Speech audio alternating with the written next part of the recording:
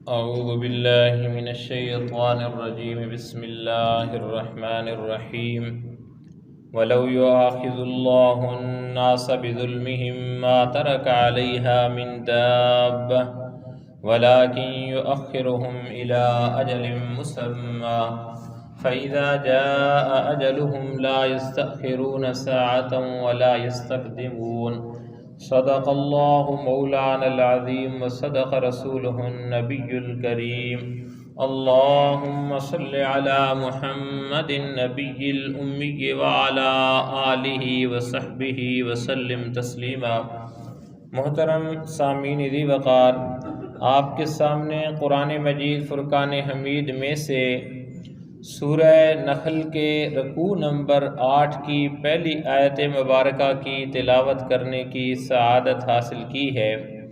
اللہ جل شانہ کی ذات فرما رہی ہے وَلَوْ يُؤَاخِذُ اللَّهُ، اور اگر مواخذہ کرتا اللہ النَّاسَ لوگوں کا بظلمہم، ان کے ظلم کی وجہ سے، ان کی ناانصافی کی وجہ سے، ما ترک علیہا من دابہ، تو نہ چھوڑتا علیہا اس کے اوپر من دابہ کوئی بھی جاندار۔ یعنی اگر اللہ جل شانہ لوگوں کو ان کے ظلم کی وجہ سے فوراً اپنی پکڑ میں لیتا تو روئے زمین پر کوئی جاندار باقی نہ چھوڑتا۔ اب اللہ کا کرم ہے کہ اللہ کی ذات انسان کو اس کی خطا پہ فوراً پکڑتی نہیں ہے، بلکہ ڈھیل دیتی ہے، مہلت دیتی ہے۔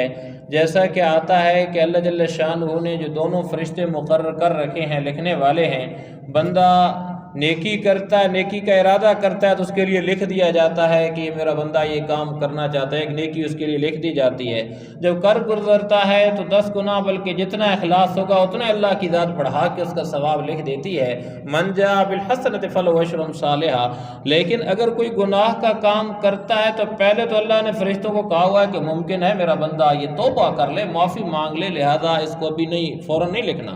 پھر اگر لکھنا بھی ہے وَمَنْ جَاءَ بِالسَّیِّئَةِ، کہ جتنا اس نے گناہ کیا اتنا ہی لکھنا ہے، بڑھا کے نہیں لکھنا۔ عدل کا تقاضا تو یہ تھا کہ وہاں 10 گنا یا 10 سے بھی کئی گنا زیادہ مل رہا ہے تو اس کے اوپر بھی اللہ کی ذات ایسا دیتی، لیکن ایسا نہیں، اللہ کی ذات ڈھیل بھی دیتی ہے اور اس کے بعد اس کا جو صلہ ہے وہ بھی اتنا ہی برابر سرابر دے رہی ہے۔ کتنی اللہ کی ذات غفور رحیم ہے، اور اللہ کی ذات تو اپنے بندے کے ساتھ اتنا زیادہ پیار کرنے والی ہے جتنا کہ ایک ماں اپنے بچے سے پیار، اس سے 70 گنا زیادہ۔ ایک دفعہ سرکار دو جہاں آپ علیہ السلام سفر فرما رہے ہیں، صحرا ہے، سخت تپتی دھوپ ہے، آپ علیہ السلام جب آ رہے ہیں، صحابہ ساتھ ہیں، دیکھتے ہیں کہ ایک جو ہے بچہ ایک کونے پہ رو رہا ہے، ایک مائی نکلتی ہے، دوڑتی جاتی ہے، نہ پاؤں میں جوتا نہ اور کسی چیز کی فکر، جا کے وہاں اپنے بچے کو اٹھاتی ہے، چومنا شروع کر دیتی ہے۔ آپ علیہ السلام پوچھتے ہیں میرے صحابہ بتائیں یہ کیا ہے؟ انہوں نے کہا یا رسول اللہ صلی اللہ علیہ وسلم آپ ہی بہتر نے فرمایا کہ ماں کی ممتا ہے، اور اس ماں کو جتنی اپنے اس بچے کے ساتھ محبت ہے، اللہ کریم کی ذات کو ایسی 70 ماں سے زیادہ اپنے بندے کے ساتھ محبت ہے۔ اب اگر دیکھا جائے، غور و فکر کیا جائے کہ وہ ماں اپنے بچے کو دھوپ کے اندر چند سیکنڈ گوارا نہیں کر سکتی کہ جوتے پہن لوں، تمام کر لوں، یہاں سے جاؤں، بلکہ فوراً جاتی اور جا کے اٹھا لیتی ہے، بچے کو سینے کے ساتھ لگاتی ہے۔ کیا وہ اللہ کی ذات جو ایسی 70 ماؤں سے زیادہ پیار کرتی ہے؟ یا ایھا الانسان ما غرک بربک الکریم، جو بار بار کہتی ہے کہ انسان تجھے کیا ہو گیا، تو اپنے کریم رب سے دھوکے میں پڑا ہوا ہے، کہاں بہ کے جا رہا انا توفکون فین تذهبون، کہاں تم بھاگے جا رہے، آ جاؤ میرے پاس، آ جاؤ میرے پاس، آ جاؤ۔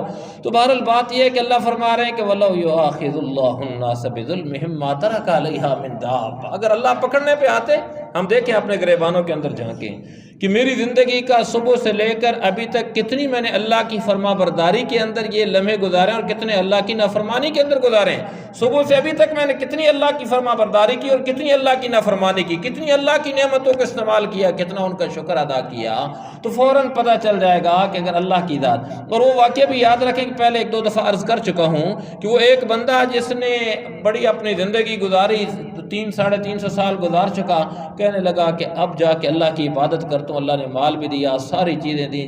چلا گیا ایک جزیرے کے اندر اور وہاں اس نے عبادت کی اور 500 سال عبادت کی اور اللہ سے اس نے دعا مانگی کہ اللہ مجھے جب موت آئے تو سجدے کے عالم کے اندر آئے، کل قیامت والے دن جب تو مجھے اٹھائے تو میں سجدے کے عالم کے اندر اٹھوں. رات کو قیام کیا کرتا تھا، دن کو روزہ رکھتا تھا. اس کی موت ایسے ہی آئی، قیامت والے دن اللہ کی ذات اسے بلائے گی کہ میرے بندے آ جا، میرے فضل کے ساتھ جنت کے اندر چلا جا. وہ کہے گا اللہ وہ میری 500 سال کی بے رہا عبادت کدھر گئی؟ یا اللہ میں نے تو 500 سال تیری بے رہا عبادت کی. اللہ کہیں گے فرشتوں جہنم سے تھوڑا اتنا کنارے کے اوپر لے جاؤ کہ جہاں صرف اسے تپش محسوس ہو. جب فرشتے لے کر جائیں گے وہ کہے گا پانی پانی، ندا آئے گی کہ ہاں پانی مل سکتا ہے لیکن یہ بڑا مہنگا ہے، اس کی قیمت ہے 500 سال کی بے رہا عبادت. وہ پیاس سے برا حال ہوگا، کہے گا کہ لو میری 500 سال کی یہ بے رہا عبادت اور دو مجھے پانی کا ایک کٹورا. اللہ کی بارگاہ کے اندر جب دوبارہ لایا جائے گا اللہ کی ذات پوچھے گا میرے بندے جو تو 500 سال صبح و شام پانی کے کٹورے پیتا رہا اس کا حساب لوں یا ابھی اپنے فضل کے ساتھ جنت میں بھیج دوں؟ بندہ کہے گا اللہ تو فضل کر. امی عائشہ صدیقہ نے سوال کیا کہ یا رسول اللہ وسلم کیا؟ آپ فرمایا ہاں عائشہ میرے اوپر بھی اللہ کا فضل ہوگا تو میں بھی جنت کے اندر. تو جب سرکار دو جہاں وجہ کائنات آپ علیہ الصلوۃ والسلام یہ فرما رہے ہیں وہ بندہ جس نے 500 سال بے رہا عبادت کی، ہم تو پتہ نہیں ایک گھڑی بھی کر سکتے ہیں کہ نہیں ہمارا کیا حال ہے. اس بندے نے 500 سال سب کو چھوڑ چھاڑ کے جزیرے کے اندر جہاں کوئی نہیں رہتا تھا، ناریل کا درخت تھا وہی توڑتا تھا، اس کو کھایا، اس کا پانی پیا اور دن رات اللہ کی بندگی کے اندر رہتا تھا. تو بات یہ عرض کر رہا تھا اللہ کہہ رہے ہیں کہ ما ترک علیہا من دابہ، کہ کوئی جاندار نہ رہتا. اگر اللہ کی ذات پکڑنے پہ آتی نا کہ میرے بندے میں نے یہ دیا تو نے شکر کہاں کیا، اللہ فوراً پکڑ لیتے. لیکن اللہ کی ذات وَلَٰكِن يُؤَخِّرُهُمْ إِلَىٰ أَجَلٍ مُّسَمًّى، لیکن وہ ان کو ایک معین وقت تک مہلت دیتا ہے. إِلَىٰ أَجَلٍ مُّسَمًّى، ایک مقرر وقت تک اللہ کی ذات يُؤَخِّرُهُمْ مؤخر کرتا ہے، مہلت دے رہا ہے کہ میرا بندہ توبہ کر لے، میرا بندہ پلٹ کے میرے پاس آ جائے، میرا بندہ اس گناہ کی دلدل میں جہاں پڑا ہے وہاں سے پلٹ کے آ جائے. اللہ فرماتے ہیں کہ فَإِذَا جَاءَ أَجَلُهُمْ لَا يَسْتَأْخِرُونَ سَاعَةً وَلَا يَسْتَقْدِمُونَ.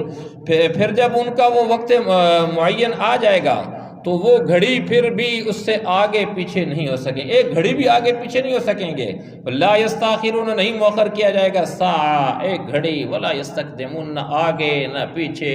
وہ وقت آ جائے، ابھی تو اللہ کی ذات ڈھیل دے رہی ہے لیکن قیامت والا دن جب آ جائے گا اس میں کوئی نہیں ہوگا. جو وقت موت کا وقت ہے اٹل ہے، اس نے آ جانا ہے، اس کو آگے پیچھے ولن یؤخر اللہ، اسے مؤخر نہیں کیا جائے گا، وہ آ جائے گا. نہ موت نے پہلے آنا ہے نہ بعد میں آنا ہے، قیامت کی گھڑی نہ پہلے آنا ہے نہ بعد میں آنا ہے، وہ آ جائے گی. جب آ جائے گی اس کے اندر کوئی تاخیر نہیں کی جائے گی. پھر آگے فرمایا جا رہا ہے کہ وَيَجْعَلُونَ، اور وہ بناتے ہیں للہ، اللہ کے لیے، ما یکرہون، جسے وہ خود ناپسند کرتے ہیں. یہ بات پہلے بھی گزر چکی ہے پچھلے درس کے اندر کہ مشرکین مکہ میں سے کچھ لوگ تھے جو فرشتوں کو اللہ کی بیٹیاں ان کی عبادت کرتے تھے اور اللہ کی بیٹیاں تصور کرتے تھے. اس کے متعلق فرمایا جا رہا ہے کہ وَيَجْعَلُونَ لِلَّهِ، وہ اللہ کے لیے بناتے ہیں، ما یکرہون، جسے وہ جو ہے اپنے لیے تو ناپسند کرتے ہیں. اور اس کے متعلق اور فرمایا جا رہا ہے کہ وَتَصِفُ أَلْسِنَتُهُمُ الْكَذِبَ أَنَّ لَهُمُ الْحُسْنَىٰ، پھر بھی ان کی زبانیں اپنی جھوٹی تعریف کرتی رہتی ہیں کہ ساری بھلائی انہی کے حصے میں. أَنَّ لَهُمُ الْحُسْنَىٰ، انہی کے لیے ساری بھلائیاں ہیں. اپنی زبان کے اندر تو لگے رہتے ہیں اپنے لیے تعریفیں ساری چیزیں، اور انصاف کا دامن تو وہ پکڑتے نہیں. اب چاہیے یہ تھا کہ اللہ کی ذات پاک ہے، اللہ کے متعلق ایسے فیصلے نہ کرتے. پھر فرمایا لا جرم، اس میں کوئی شک نہیں ہے، یہ لازمی بات ہے، ان لہم النار، کہ ایسے رویے کی وجہ سے ان کے حصے میں تو دوزخ ہے، جہنم کی آگ ہے جو لوگ یہ باتیں کرتے ہیں. فرمایا وَأَنَّهُمْ مُفْرَطُونَ، اور انہیں اسی میں پڑا رہنے دیا جائے گا. یعنی ان کے افراط کی وجہ سے، زیادتی کی وجہ سے اللہ کی ذات انہیں اسی کے اندر ڈال دے گی. پھر اللہ فرما رہے ہیں تاللہ، اے پیغمبر اللہ کی قسم، لقد ارسلنا الی امم من قبلک، کہ آپ سے پہلے جو امتیں گزر چکی ہیں ہم نے ان کے پاس پیغمبر بھیجے تھے. ارسلنا، ہم نے بھیجے تھے، الی امم، ان قوموں کی طرف، من قبلک، جو آپ سے پہلے گزر چکی ہیں. فزین لهم الشیطان، تو شیطان نے ان کے اعمال کو خوب بنا سنوار کر ان کے سامنے پیش کیا. شیطان آ جاتا ہے، کہتا ہے کبھی اب نیند جو ہے بڑی بنا سنوار کے پیش کر دیتا ہے، صبح کے وقت کے سو لو تھوڑا سا، بعد میں نماز پڑھ لینا، تہجد نہیں پڑھو، فلاں کام نہیں کرو، یا ابھی یہ کام کر لو قرآن بعد میں پڑھ لینا، یا ابھی زکوٰۃ نہ دو بعد میں دے دینا، ابھی یہ تمہارا فلاں کام ہو جائے گا، یعنی مزین کر کے دل کے اندر وسوسے ڈالتا ہے کہ یہ بندے کر لے، یہ کر لے، یہ کر لے، تیرا یہ بڑا قیمتی کام پڑا ہے، اس کے لیے بڑا ٹائم پڑا ہے، بڑی زندگی پڑی ہے۔ اس کا فرمایا جا رہا ہے کہ فَزَيَّنَ لَهُمُ الشَّيْطَانُ أَعْمَالَهُمْ، مزین کیا ان کے لیے شیطان نے ان کے اعمال کو، ان کے کاموں کو، فَهُوَ وَلِيُّهُمُ الْيَوْمَ، چنانچہ وہی شیطان آج ان کا سرپرست بنا ہوا ہے، ولیہم دوست ان کا بنا ہوا ہے، ان کا ولی بنا ہوا ہے، ان کا سرپرست بنا ہوا ہے۔ اور پھر فرمایا جا رہا ہے کہ وَلَهُمْ عَذَابٌ أَلِيمٌ، اور ان کے لیے عذاب ہے، دردناک عذاب ہے ان کے لیے۔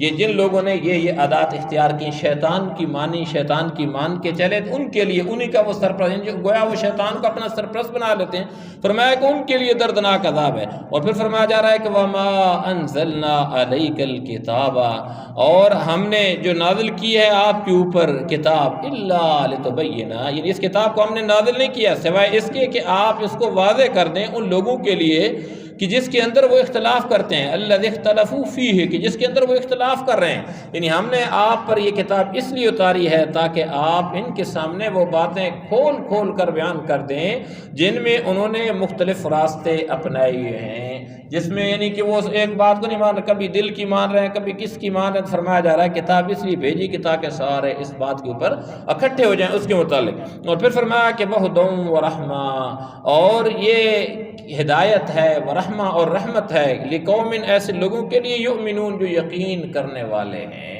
یعنی یہ کتاب ہدایت کس کو ملتی ہے کہ اس کتاب کی وجہ سے رحمت کس کے اوپر نازل ہوتی ہے؟ وہ لوگ کہ جو اس کتاب کے اوپر یقین کرتے ہیں۔ ایک بندہ یقین ہی نہیں کرتا، ویسے پڑھتا ہے کہ چلو دیکھ لیتا ہوں اس میں یہ فائدہ ہوتا ہے کہ نہیں فائدہ ہوتا، چیک کرنے کے لیے آتا تو اسے نہیں۔ جو بندہ یقین کرتا ہے کہ اللہ نے اس کے اندر فائدہ رکھا ہے، پھر آ کے اس کو پڑھتا ہے تو اللہ کی ذات اس کے لیے رہنمائی بھی اس کے اندر ڈال دیتی ہے، اور رحمت اس کے لیے دل کے سکون کا باعث بھی یہ کتاب بنتی ہے۔ لیکن شرط کیا ہے کہ یؤمنون، وہ یقین کرنے والے ہوں، اس کے اوپر یقین رکھنے والے ہوں۔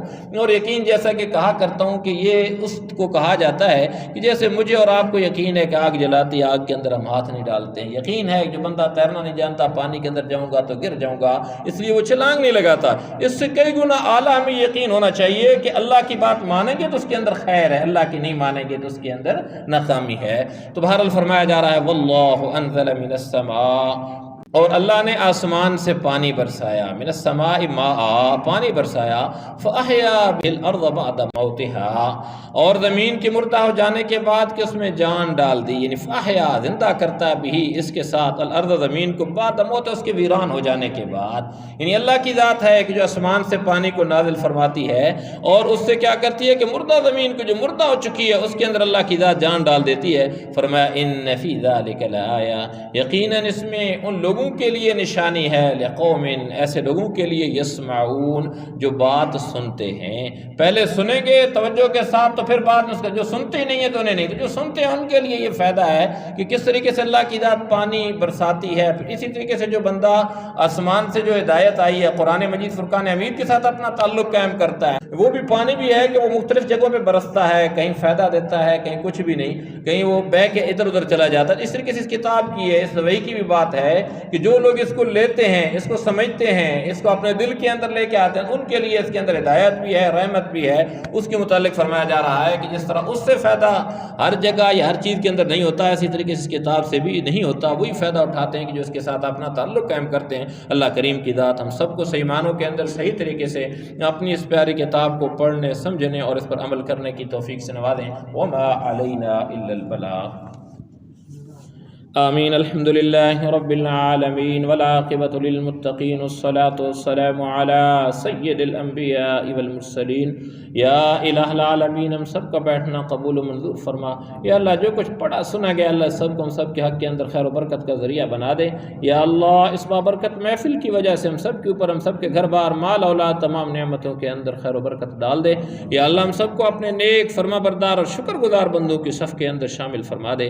یا اللہ ہماری تمام خطاؤں کو معاف فرما دے، بقیہ زندگی اپنے احکام اور اپنے پیارے محبوب کے پیارے پیارے طریقوں کے مطابق گزارنے کی توفیق سے نواز دے۔